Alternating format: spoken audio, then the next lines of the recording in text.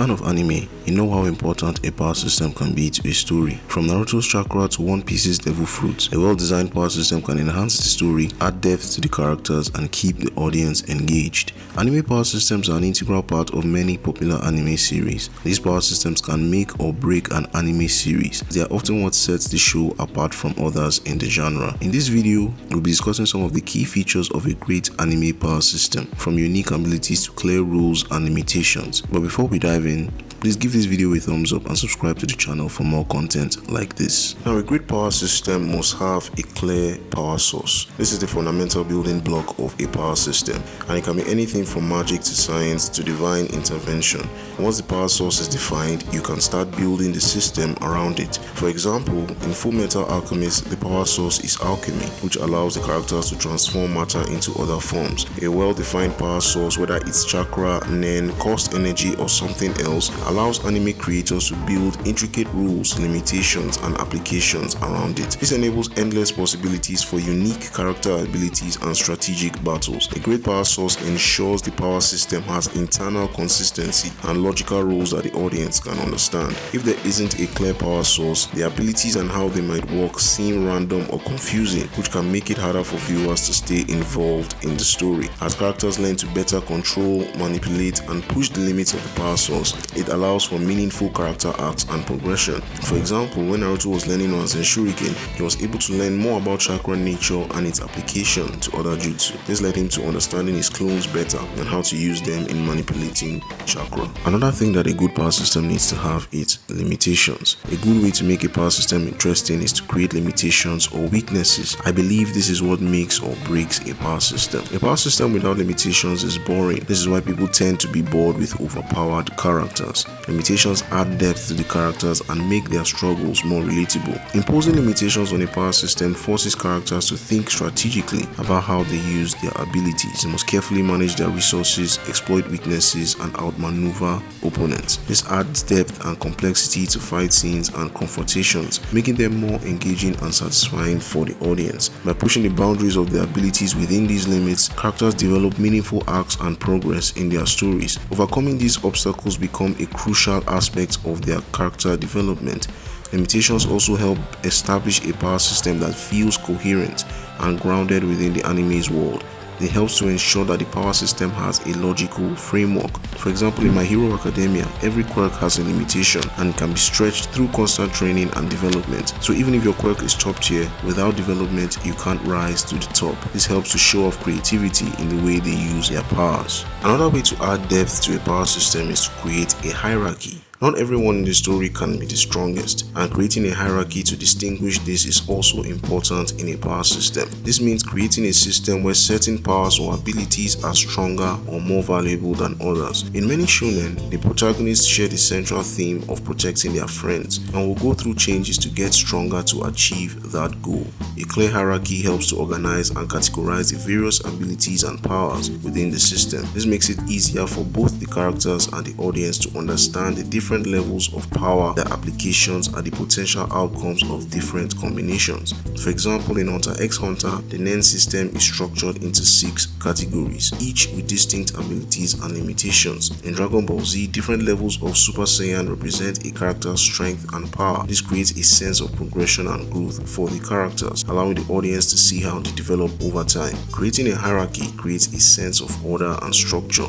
that adds depth to that world. Another way to add depth to a power system is symbolism. This is a powerful tool in storytelling, and it can be used to enhance a power system. One way to use symbolism is to give the powers or abilities a symbolic meaning that reflects the themes and motifs of the story. For example, in Attack on Titan, the main characters use 3D maneuver gear to fly and fight titans. This represents their freedom and their ability to rise above their circumstances. In One Piece, Gear 5 represents the freedom that defines Luffy as a character. Another way to use symbolism is to give the powers or abilities a symbolic appearance or design. For example, in Naruto, the Sharingan has a distinct design that resembles an eye, which reflects his ability to see through illusions and gain knowledge.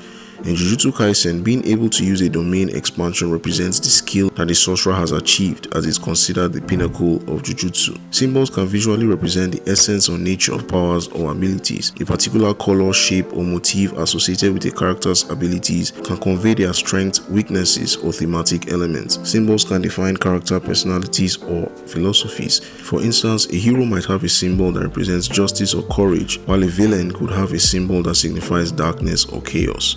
Symbols can enrich the world building by hinting at the history, mythology, or cultural beliefs of the anime's universe. They provide context and depth to the power system by connecting it to a larger narrative or mythos. A group power system could either be simple or complex. A simple power system is easy to understand and allows the audience to focus on the stories and the characters. On the other hand, a complex power system can add depth and complexity to the story, but it can also be difficult for the audience to follow. Striking a balance could help strengthen a series.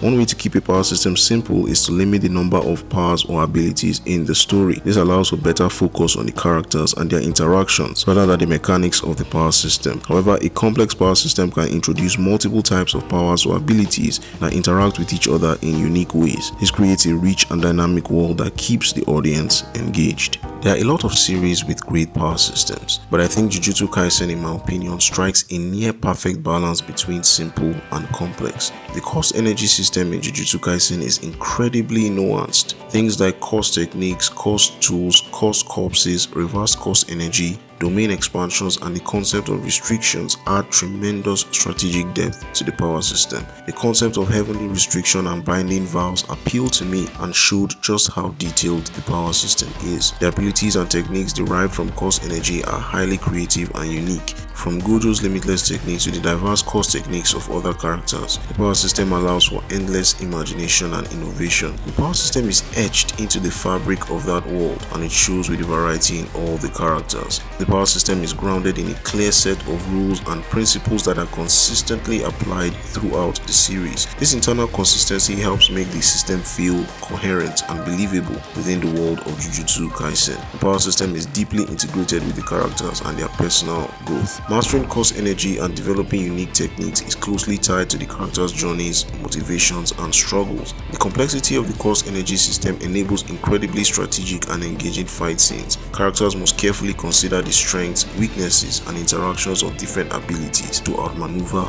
their opponents. One of the reasons Jujutsu's fight scenes are so compelling is the various creative means by which the characters execute their strategy. The reason I say the power system is near perfect is that it doesn't go in depth as it pertains to world building and lore expansion. I was frustrated watching and reading the series because Gege refused to expand on the origins, history, and broader implications of Jujutsu. We hear about the big three clans in Jujutsu Kaisen, but they are never explored beyond a few sentences. Aside from this, Jujutsu Kaisen is a standout example of a compelling power system in anime. Now that's the video. With so many great anime series out there, it's no wonder that power systems have become such an important part of the genre. Thank you for watching. Which anime do you think has the best power system? It could be some I haven't even seen. Share them in the comments below. I look forward to hearing from you. See you in the next one. Peace.